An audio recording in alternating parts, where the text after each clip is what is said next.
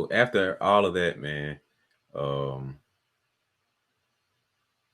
we kind of talked a little bit at the state, about how you felt and everything.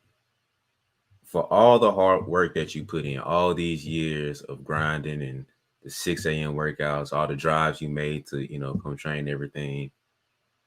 At that moment, how did that feel? Like the emotion that you felt once you like, man, I am a state champion. What was that like?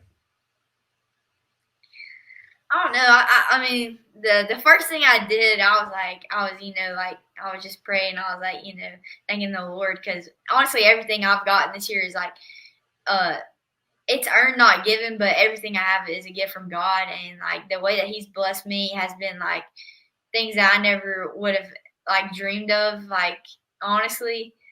But Mm.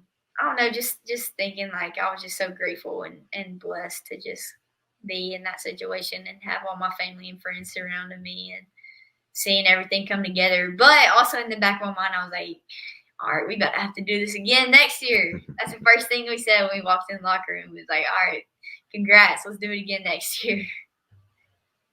So how do Always you looking to the next thing. how do you we still in the summer, so how what is your preparation to make sure you can go back to back? Like, are you doing the same thing from last year, or are you just like, okay, I got to step it up to another level? Like, what's your mindset to prepare for next year? Basically, like our training is the same, like don't fix it if it's not broken type of thing. So we're doing the same training, but we're also kind of like zoning in on some things that like I need to get better for going into my senior year, and then also just like going to be a freshman in college, like at the Division 1 level. Like one thing that I have to work on is defense. Like I have to be able to stay in front of a Division 1 basketball player, and I think that's something that I'm 100% capable of and that I can do.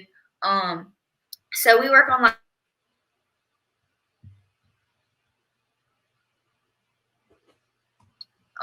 and then also when I cross over, man, I'm giving all my weaknesses away. But when I cross over, sometimes I get a little bit too high, so I'm working on just like keeping it lower and just not taking as many dribbles. Just making one move and go instead of like set up, set up, set up, go.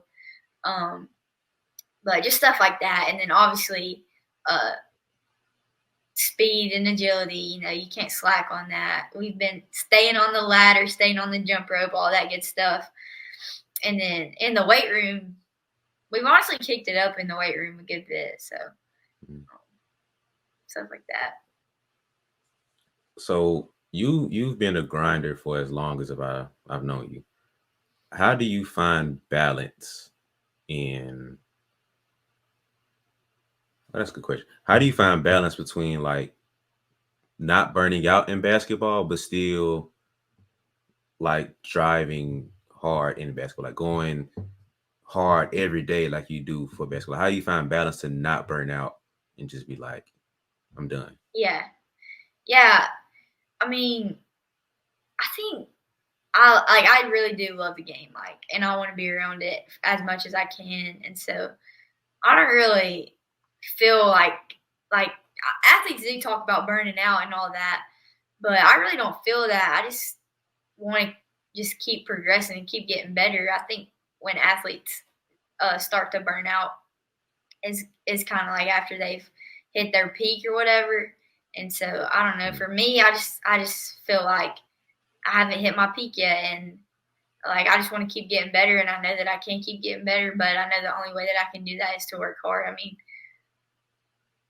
schoolwork and balancing all that, it's high school, so uh, get the schoolwork done, make good grades, and still make time, to hang out with friends. We go out on the lake, whatever, wakeboard, tube, ride jet skis, all that, whatever.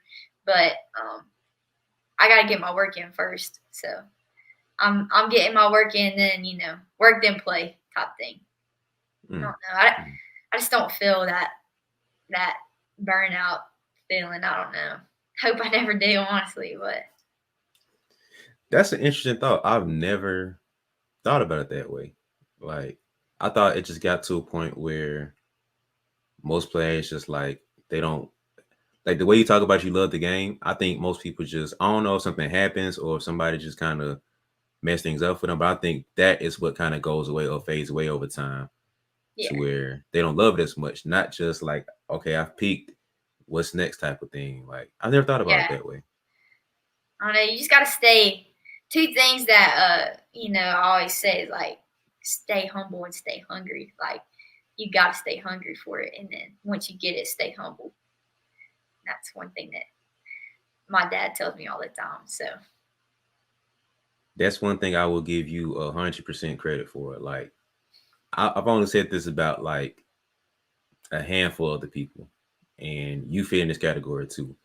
You are hands down one of the hardest working people that I personally know, but at the exact same time, one of the most humble people that I know. Like your humility matches your hunger and work ethic, and that's like it's not a lot of people that I know like that, and you're one of the few that I know. So that's like something I give you all the flowers for.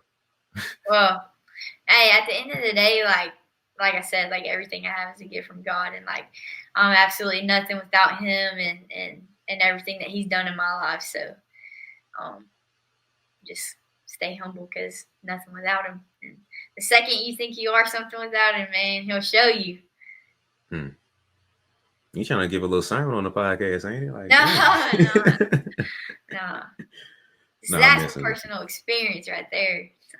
Ooh, talk about it. Let's go there. Let's talk about that. What happened? No, I just once you think like, oh yeah, like I can do this on my own. Like I don't need anybody. I don't need that. But like one thing that I've been super blessed with is like a great support system and just like people who support me and like my parents, they're so great. Brian's great. Coach Hill, he's awesome. Even like our principal at our school, our athletic director, they're great. Uh, our trainer Odell, man, he keeps me right. Rolling an ankle, he's taping me up.